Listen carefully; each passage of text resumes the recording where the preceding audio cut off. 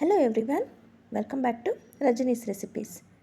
ಇವತ್ತಿನ ರೆಸಿಪಿನಲ್ಲಿ ಸಿಂಪಲಾಗಿ ಬಿಸಿಬೇಳೆಬಾತು ವಿತ್ತು ಪೌಡರ್ ಜೊತೆಗೆ ಅದು ಗೋಧಿ ನುಚ್ಚನ್ನು ಉಪಯೋಗಿಸ್ಕೊಂಡು ತುಂಬ ಆರೋಗ್ಯಕರವಾದಂಥ, ತುಂಬ ಟೇಸ್ಟಿಯಾಗಿರೋಂಥ, ತುಂಬ ಸಿಂಪಲ್ ಬಿಸಿಬೇಳೆಬಾತನ್ನು ಹೇಗೆ ಮಾಡೋದು ಅಂತ ತೋರಿಸ್ಕೊಡ್ತಾ ಇದ್ದೀನಿ. ಬನ್ನಿ ಮಾಡೋದು ಹೇಗೆ ಅಂತ ನೋಡ್ಕೊಳ್ಳೋಣ. ಮೊದಲಿಗೆ ನಾವಿಲ್ಲಿ ಪೌಡರ್ ರೆಡಿ ಮಾಡ್ಕೊಂಬಿಡೋಣ. ಪೌಡರ್ ಮಾಡ್ಕೊಳ್ಳೋದಕ್ಕೆ ನೋಡಿ, ಇಲ್ಲಿ ನಾನು ಒಂದು ಅರ್ಧ ಬಟ್ಲಷ್ಟು ಸಾಂಬಾರು ಬೀಜ, ಕೊತ್ತಂಬರಿ ಬೀಜ ಬರುತ್ತಲ್ಲ, ಅದನ್ನು ತೊಗೊಂಡಿದ್ದೀನಿ. 2 ಸ್ಪೂನಷ್ಟು ಉದ್ದಿನಬೇಳೆ, 2 ಸ್ಪೂನು ಕಡಲೆಬೇಳೆ, 2 ಸಮ ಪ್ರಮಾಣದಲ್ಲಿ ತೊಗೋಬೇಕು.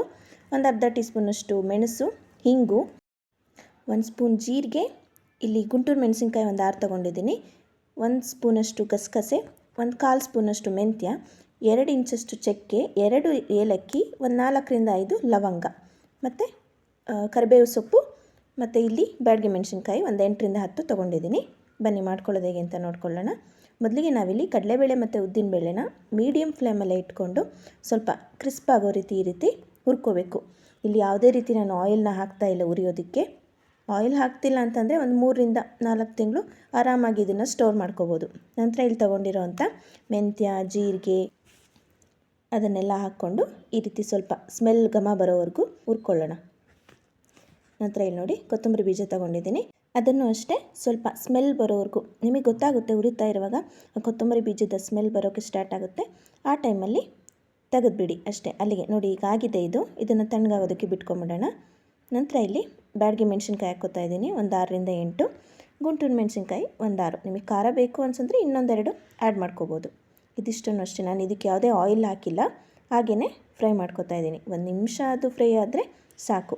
ನಂತರ ಇಲ್ಲಿ ಗಸಗಸೆ ತೊಗೊಂಡಿದ್ವಲ್ಲ 1 ಸ್ಪೂನು ಅದು, ಮತ್ತು ಒಂದು ಮುಷ್ಟಿಯಷ್ಟು ಕರಿಬೇವು, ಒಂದು 2 ಕಡ್ಡಿ ಅಂದ್ಕೊಳ್ಳಿ ಅಷ್ಟು ಕರಿಬೇವನ್ನು ಹೀಗೆ ಮೀಡಿಯಮ್ ಫ್ಲೇಮಲ್ಲಿ ಸ್ವಲ್ಪ ಕ್ರಿಸ್ಪ್ ಆಗೋ ಹಾಗೆ ಹುರ್ಕೊಂಡು ಅದನ್ನು ಈಗ ತಣ್ಣಗಾಗೋದಕ್ಕೆ ಬಿಡೋಣ. ನೋಡಿ, ಈ ಎಲ್ಲ ಹುರ್ಕೊಂಡಿರೋ ಎಲ್ಲ ಮಸಾಲೆಗಳನ್ನು ತಣ್ಣಗಾಗೋದಕ್ಕೆ ಬಿಟ್ಟಿದ್ದೀನಿ. ಈಗ ಇದೆಲ್ಲ ಕಂಪ್ಲೀಟಾಗಿ ತಣ್ಣಗಾಗಿದೆ. ನಂತರ ಇದನ್ನೊಂದು ಮಿಕ್ಸಿ ಜಾರ್ಗೆ ಹಾಕ್ಕೊಂಡು ತುಂಬ ನುಣ್ಣಗೆ ಫೈನಾಗಿ ಪೌಡರ್ ಮಾಡ್ಕೊಳ್ಳೋಣ. ಇದಂತೂ ನೀವು ಅಂಗಡಿಗಳಲ್ಲಿ ಪ್ಯಾಕೆಟಲ್ಲಿ ತಗೊಂಡು ಮಾಡೋದಕ್ಕಿಂತ ಈ ರೀತಿ ಮನೆಯಲ್ಲೇ ಮಾಡಿ ಇಟ್ಕೊಂಡ್ರೆ ಮನೆ ಫೀಲು ಬರುತ್ತೆ. ಮನೆಯಲ್ಲಿ ಮಾಡಿರೋ ಹೋಮ್ ಮೇಡು ಪೌಡರ್ ಮಸಾಲ ತುಂಬಾ ಟೇಸ್ಟ್ ಕೂಡ ಕೊಡುತ್ತೆ ಬಿಸಿಬೇಳೆಬಾತಲ್ವ. ಈ ರೀತಿ ಒಂದು ಸರಿ ಮಾಡಿ ನೋಡಿ. ಪೌಡರ್ನ 3ರಿಂದ 4 ತಿಂಗಳು ಇಟ್ಕೊಂಡು ಆರಾಮಾಗಿ ಸ್ಟೋರ್ ಮಾಡಿ ಮಾಡ್ಕೋಬೋದು. ನಾನು ಇದಕ್ಕೆ ಸ್ವಲ್ಪ ಉಪ್ಪು, ಅರಿಶಿನ, ಹಿಂಗು ಹಾಕ್ಕೊಂಡು ರುಬ್ಕೊಂಡಿದ್ದೀನಿ. ನೋಡಿ ಎಷ್ಟು ಕಲ್ಲರಾಗಿ ಬಂದಿದೆ. ತುಂಬ ಚೆನ್ನಾಗಿರುತ್ತೆ ಫ್ರೆಂಡ್ಸ್. ಇದು ಫ್ಲೇವರ್ ಮಾತ್ರ ತುಂಬಾ ಟೇಸ್ಟಿಯಾಗಿರುತ್ತೆ. ಬಿಸಿಬೇಳೆಬಾತಿಗೆ ಇದರಿಂದ 1-2 ಸ್ಪೂನ್ ಹಾಕಿದ್ರೆ ಸಾಕು, ಒಂದು 4ರಿಂದ 5 ಜನ ಕೂತು ತಿನ್ನೋವಷ್ಟು ಬಿಸಿಬೇಳೆಬಾತು ರೆಡಿಯಾಗುತ್ತೆ. ನೋಡಿ, ಪೌಡರ್ ಈಗ ರೆಡಿಯಾಗಿದೆ. ಇವಾಗ ಈ ಪೌಡರ್ನ ಉಪಯೋಗಿಸ್ಕೊಂಡು ಬಿಸಿಬೇಳೆಬಾತು ಮಾಡೋದು ಹೇಗೆ ಅಂತ ನೋಡ್ಕೊಳ್ಳೋಣ. ನಾನಿಲ್ಲಿ ಗೋಧಿ ನುಚ್ಚನ್ನು ಬಳಸ್ತಾ ಇದ್ದೀನಿ. ಗೋಧಿ ನುಚ್ಚಂತೂ ಆರೋಗ್ಯಕ್ಕೆ ತುಂಬಾ ಒಳ್ಳೆಯದಲ್ವ, ಮಕ್ಕಳು ಕೂಡ ತಿನ್ಬೋದು ಇದನ್ನು. ನೋಡಿ, ನಾನಿಲ್ಲಿ 2 ಬಟ್ಲಷ್ಟು ಗೋಧಿ ನುಚ್ಚು ತೊಗೊಂಡಿದ್ದೀನಿ. ಅದೇ ಗೋಧಿ ನುಚ್ಚಿಗೆ ಅದೇ ಬಟ್ಲಲ್ಲಿ 1/4 ಕಪ್ಪಷ್ಟು ತೊಗರಿಬೇಳೆ, ಒಂದು ಅರ್ಧ ಕಪ್ಪಷ್ಟು ಹೆಸರು ಬೇಳೆ, ಇದಿಷ್ಟನ್ನು ತೊಗೊಂಡಿದ್ದೀನಿ. ನೀವು ಹೆಸರು ಬೇಳೆ ಬೇಡ ಅಥವಾ ತೊಗರಿಬೇಳೆ ಬೇಡ ಅಂತಂದರೆ ಯಾವುದಾದ್ರೂ ಒಂದು ಬೇಳೆನ 2 ಅಡ್ಜಸ್ಟ್ ಮಾಡಿ ಹಾಕ್ಕೋಬೋದು ನೀವು. ನೋಡಿ, ಇಲ್ಲಿ ನಾನು ಒಂದು ಆಲೂಗೆಡ್ಡೆ, ಒಂದು 8ರಿಂದ 10 ಹುರುಳಿಕಾಯಿ, 1-2 ಕ್ಯಾರೆಟು, ನಾನಿಲ್ಲಿ ಅವರೆಕಾಳನ್ನು ಹಾಕ್ಕೋತಾ ಇದ್ದೀನಿ. ಒಂದು ಅರ್ಧ ಬಟ್ಲಷ್ಟು ಅವರೆಕಾಳು, ಒಂದು 1/4 ಬಟ್ಲಷ್ಟು ಬಟಾಣಿ. ಅವರೆಕಾಳು ಇಲ್ಲ ಅಂದರೆ ಸ್ಕಿಪ್ ಮಾಡ್ಕೋಬೋದು. ಸೀಸನಲ್ಲಿ ಸಿಗೋ ಎಲ್ಲ ತರಕಾರಿಗಳನ್ನು ಹಾಕ್ಕೊಂಡು ಮಾಡಿಕೊಂಡ್ರೆ ತುಂಬಾ ಚೆನ್ನಾಗಿರುತ್ತೆ. ಇದಕ್ಕೆ ಬೇಯೋದಕ್ಕೆ ಎಷ್ಟು ಬೇಕೋ ಅಷ್ಟು ನೀರು, ಸ್ವಲ್ಪ ಅರಿಶಿನ, ರುಚಿಗೆ ಸ್ವಲ್ಪ ಉಪ್ಪು, 1 ಸ್ಪೂನಷ್ಟು ಆಯಿಲು ಹಾಕ್ಕೊಂಡ್ಬಿಟ್ಟು 2ರಿಂದ 3 ವಿಷಲು ಕೂಗಿಸ್ಕೊಳ್ಳೋಣ. ಇದನ್ನು ಗೋಧಿ ನುಚ್ಚು ಬೇಯೋದಕ್ಕೆ ಸ್ವಲ್ಪ ನೀರು ಜಾಸ್ತಿ ಹಿಡಿಯುತ್ತೆ, ಹಾಗಾಗಿ ಸ್ವಲ್ಪ ನೀರನ್ನು ಜಾಸ್ತಿನೇ ಹಾಕ್ಕೊಂಡಿರಿ.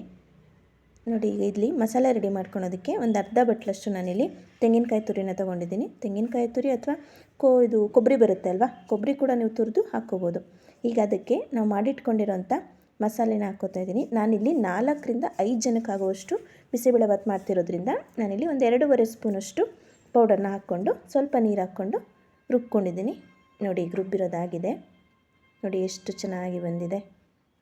ನೀವು ಇದಕ್ಕೆ ಬೇರೆ ಯಾವುದೇ ಗರಂ ಮಸಾಲ, ಸಾಂಬಾರು ಪೌಡರು, ಯಾವ ಪೌಡರು ಉಪಯೋಗಿಸೋ ಅವಶ್ಯಕತೆಯೇ ಇರೋದಿಲ್ಲ.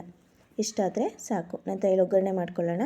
ಇಲ್ಲೊಂದು 4-5 ಸ್ಪೂನ್ ಎಣ್ಣೆ ಹಾಕ್ಕೊಂಡಿದ್ದೀನಿ. ಅದಕ್ಕೆ ಶುಂಠಿ ಬೆಳ್ಳುಳ್ಳಿ, ಒಂದು 8ರಿಂದ 10 ಗೋಡಂಬಿ, ಒಣಕೊಬ್ಬರಿನ ಈ ರೀತಿ ಹೆಚ್ಚಿ ಹಾಕ್ಕೊಂಡಿದ್ದೀನಿ. ಒಂದು ಮೀಡಿಯಮ್ ಈರುಳ್ಳಿ, ಒಂದು ಅರ್ಧ ಕ್ಯಾಪ್ಸಿಕಮ್ನ ದಪ್ಪದಾಗಿ ಹೆಚ್ಚಿ ಹಾಕ್ಕೊಂಡು ಒಂದು ಸ್ವಲ್ಪ ಹೊಂಬಣ್ಣ ಬರೋವರೆಗೂ ಸ್ವಲ್ಪ ಹುರ್ಕೊಳ್ಳೋಣ ಅದನ್ನು. ನೋಡಿ ನೋಡಿ ಈಗ ಇದಾಗಿದೆ. ಇದಕ್ಕೆ ಈಗ ಒಂದು ಟೊಮ್ಯಾಟೋನ ಈ ರೀತಿ ಹೆಚ್ಚಿ ಹಾಕ್ಕೊಂಡಿದ್ದೀನಿ. ಅದನ್ನು ಅಷ್ಟೇ ಸ್ವಲ್ಪ ಟೊಮ್ಯಾಟೊ, ಈರುಳ್ಳಿ ಎಲ್ಲ ಕ್ಯಾಪ್ಸಿಕಮ್ ಎಲ್ಲ ಸಾಫ್ಟ್ ಆಗಬೇಕು. ಸಾಫ್ಟ್ ಆಗೋವರೆಗೂ ಸ್ವಲ್ಪ ಉಪ್ಪು ಹಾಕ್ಕೊಂಡು ಈ ರೀತಿ ಬೇಯಿಸ್ಕೊಳ್ಳೋಣ. ಈ ಗೋಧಿ ನುಚ್ಚು ಬಳಸೋದ್ರಿಂದ ಇದನ್ನು ನೀವು 2-3 ಗಂಟೆಗಳ ಕಾಲ ಬಿಟ್ಟರೂ ಅದು ಜಾಸ್ತಿ ಗಟ್ಟಿ ಆಗೋದಿಲ್ಲ. ಆ ತೇವಾಂಶ ಹಾಗೇ ಇರುತ್ತೆ. ನೋಡಿ ಇದಾಗಿದೆ. ಇದಕ್ಕೆ ನಾನೀಗ ರುಬ್ಬಿಟ್ಕೊಂಡಿರೋಂಥ ಮಸಾಲೆ ಹಾಕ್ಕೊಂಡು ಅದೇ ಮಸಾಲೆಗೆ 1 ಕಪ್ಪಷ್ಟು ನೀರನ್ನು ಹಾಕ್ಕೊಂಡು ಸ್ವಲ್ಪ ಕುದಿಸ್ಕೊಳ್ಳೋಣ. ಫಸ್ಟಿಗೆ ಆ ಮಸಾಲೆ ಎಲ್ಲ ಆ ಈರುಳ್ಳಿ ಕ್ಯಾಪ್ಸಿಕಮ್ ಎಲ್ಲದಕ್ಕೂ ಸ್ವಲ್ಪ ಹೊಂದ್ಕೋಬೇಕು. ಹಾಗೆ ಕುದಿಸ್ಕೊಳ್ಳೋಣ. ನೋಡಿ ಇಲ್ಲಿ ಕುಕ್ಕರ್ ಆರಿದೆ, ನೋಡ್ತಾ ಇದ್ದೀರಲ್ಲ ಎಷ್ಟು ಚೆನ್ನಾಗಿ ಬಂದಿದೆ ನೋಡಿ. ತರಕಾರಿ, ಗೋಧಿ ನುಚ್ಚು, ಅವರೆಕಾಳು ಎಲ್ಲ ನೀಟಾಗಿ ಬೆಂದಿದೆ ನೋಡಿ. ಇದು ನೋಡ್ತಾ ಇದ್ದರೆ ನಮಗೆ ಒಂಥರ ಪಲಾವ್ ರೀತಿಯೇ ಅನಿಸುತ್ತೆ. ಇದಕ್ಕೆ ಸ್ವಲ್ಪ ಮಸಾಲೆ ಎಲ್ಲ ಹಾಕಿದ್ರೆ ಪಲಾವ್ ರೆಡಿಯಾಗಿ ಹೋಗುತ್ತೆ ನೋಡಿ. ಈ ಕುದ್ದಿದೆ ಮಸಾಲೆ.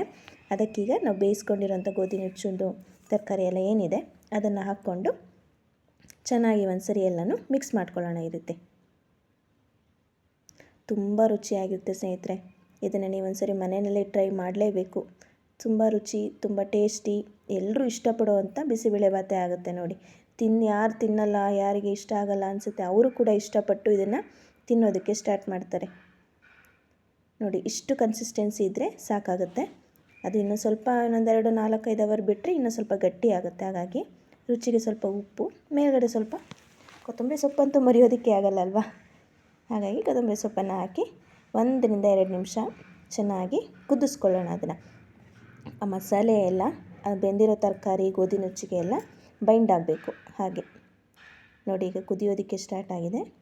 ತಳ ಒತ್ತೋದಕ್ಕೆ ಸ್ಟಾರ್ಟ್ ಆಗುತ್ತೆ. ಏಕೆಂದರೆ ನಾವು ಮಸಾಲೆಯಲ್ಲಿ ಉದ್ದಿನಬೇಳೆ ಹಾಕಿರ್ತೀವಲ್ವ, ಅದು ಏನಂದರೆ ಬೈಂಡಿಂಗ್ ಚೆನ್ನಾಗಾಗಲಿ ಅಂತ, ಕೋಟಿಂಗ್ ಚೆನ್ನಾಗಾಗಲಿ ಅನ್ನೋದಕ್ಕೆ ಕಾರಣ ಹಾಕಿರ್ತೀವಿ. ಹಾಗಾಗಿ ಬಿಡದೇನೆ ಸ್ವಲ್ಪ ಈ ತಳನ ಚೆನ್ನಾಗಿ ಗೂರಾಡ್ತಾ ಇರಬೇಕು ನೋಡಿ. ಈಗ ಗೋಧಿ ನುಚ್ಚಿನ ಆರೋಗ್ಯಕರವಾದಂಥ ಹೆಲ್ದಿ ಆ್ಯಂಡ್ ಟೇಸ್ಟಿ ಸಿಂಪಲ್ಲಾಗಿ ಮಾಡೋ ಥರ ಬಿಸಿಬೇಳೆಬಾತು ಮನೆಯಲ್ಲೇ ರೆಡಿ ಆಗೋಗುತ್ತೆ.